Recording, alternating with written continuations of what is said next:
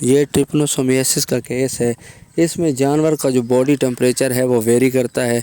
जानवर sleepy condition में चला जाता है और 101 104 से 105 तक आमतौर पर टेम्परेचर इसका रहता है। जब इसे चेक करते हैं, बॉडी को चेक करते हैं, तो जिस्म का अगला हिस्सा गर्म होता है और पिछला हिस्सा ठंडा होता है। और ये ख़ास तौर पर ये साइन बफलो के अंदर होती हैं।